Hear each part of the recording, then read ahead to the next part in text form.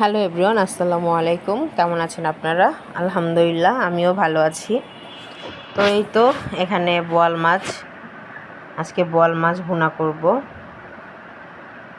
এখানে সব কিছু নিয়ে নিয়েছি, ভালো করে বোয়াল মাছটা ধুয়ে নিয়েছি। এখানে আমি তেল দিয়ে দিলাম। আমি একটু পরিমাণে তেল কম খাই, মানে এটা আগে ছিল না, আগে অনেক বেশি খেতাম। এখন নর্মালি রান্না বান্না যেগুলো প্রতিদিনের রান্না, সেগুলোতে আমি একটু তেল মশলা ঝাল এগুলো কম দিই। আর যেগুলো একটু অন্যরকম রান্না, যেমন মাংস বা খিচুড়ি পোলাও, এইসবে আবার ঠিক মতো তেল দিই, মশলা এগুলোতে ওগুলোর পরিমাণ বাড়িয়ে দিই। তো এখানে আমি তেলের মধ্যে পেঁয়াজ কাঁচামরিচ এগুলো দিয়ে ভেজে নিচ্ছি। এখন পানি দিয়ে দিলাম, এখানে সব কিছু দিয়ে দিয়েছি, আদা রসুন লবণ সব কিছু দিয়ে ভালো করে কষিয়ে নিয়েছি, কারণ ভুনা করতে তত টাইম লাগে না।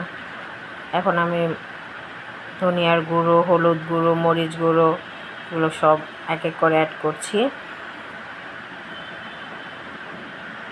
তো যেটা বলছিলাম, মানে রান্না তেল মশলা বেশি দিলেই যে রান্না ভালো হয় বিষয়টা তা না। আমি এগুলো কেন বলছি, কারণ আমি শুনেছি যে আমার রান্নার অনেকে অনেক কিছু বলে যে আমি একটু তেল কম খাই বা আমি কষাই কম, মশলা কম দিই এরকম।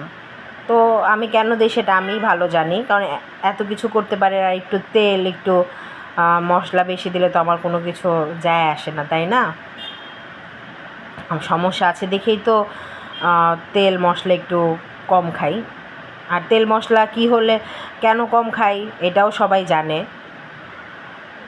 আর শরীর স্বাস্থ্যের কথা চিন্তা করলে একটু তেল মশলা কম খাওয়াই ভালো। যে যাই বলুক, আমার কিছু যায় আসে না। তো এই তো আমি মাছগুলো দিয়ে একটু কষিয়ে নিয়েছি।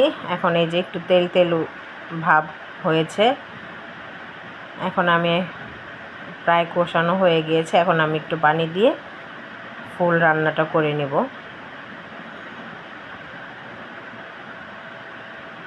আমার চ্যানেলটা যদি ভালো লাগে অবশ্যই লাইক শেয়ার কমেন্ট সাবস্ক্রাইব করবেন। এরকম প্রতিদিনই কিছু না কিছু রান্না নিয়ে চলে আসব। যাই রান্না করি আপনাদের সাথে শেয়ার করতে ভালো লাগে, সেটা ডাল ভাত হোক, মাছ গোছ হোক, যাই হোক। মানে বিষয়টা এইটা না যে আমার ভালো মন্দ রান্না করলে আপনাদের সাথে শেয়ার করতে হবে, ডাল ভাত খেলে শেয়ার করব না, এরকম কিছু না। আমার ভালো লাগে তাই আমি শেয়ার করি। এখানে অল্প একটু পানি দিয়ে দিয়েছি, এখন হয়ে যাবে আমার ভুনাটা। বেশি কিছু করব না, দুইজন মানুষের রান্না আর কি। এই তো এটা ফুটে এসেছে, এখন আমি ধনেপাতা দিয়ে দিচ্ছি।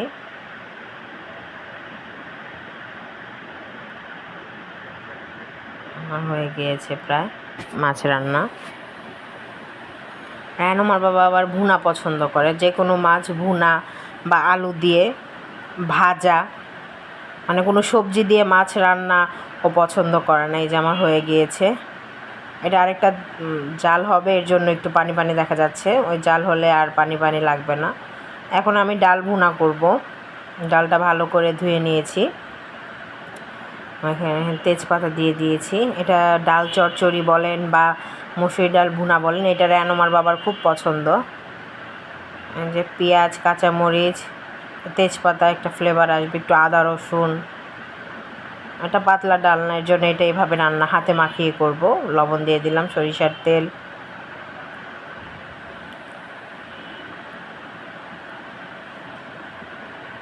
এখন এখানে আমি মশলা অ্যাড করব, হলুদ গুঁড়ো দিব, শুকনো মরিচের গুঁড়ো দিব, এই যে দিয়ে দিলাম, আর ধনিয়া গুঁড়ো দিব একটু, মানে সব পরিমাণ একটু কম কম।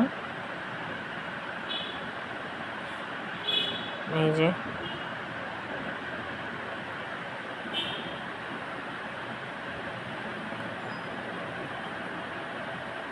এখন জিরা গুঁড়ো দিয়ে দিলাম হালকা একটু, যেন ফ্লেভার আসে। এখন এটা আমি ভালো করে মাখিয়ে অল্প পানি, একদম সামান্য পরিমাণে পানি দিয়ে দিব। এই যে এখন আমি এটা চুলায় বসিয়ে দিব। টমেটো আপনাদের কাছে হাতের কাছে টমেটো থাকলে টমেটো দিতে পারেন, আবার না থাকলে নাও দিতে পারেন। আমার ছিল এর জন্য আমি দিয়ে দিয়েছি। এটা এখন বসিয়ে দেবো একদম মাখা মাখা। এটা আপনার রুটি দিয়ে বলেন, ভাত দিয়ে বলেন, সব কিছু দিয়ে অনেক মজা লাগে। এই ডালটা রায়হান আমার বাবার অনেক ভালো লাগে, এর জন্য এটা আমি মাঝে মাঝেই করি, কারণ জামাইয়ের যেটা ভালো লাগবে সেটা তো করতেই হবে। এই যে প্রায় হয়ে গিয়েছে। এই ডালটা আপনারা অবশ্যই ট্রাই করবেন। যারা খান তারা তো জানেনই, আর যারা খান না এখনও এটা ট্রাই করবেন, অনেক মজা। ধনিয়া পাতা দিয়ে দিলাম। এখন আমি এটা নামিয়ে নিব। আমার হয়ে গিয়েছে, দেখতেই পাচ্ছেন ঘন ঘন হয়ে গিয়েছে। তো ভালো থাকবেন, আল্লাহ হাফেজ।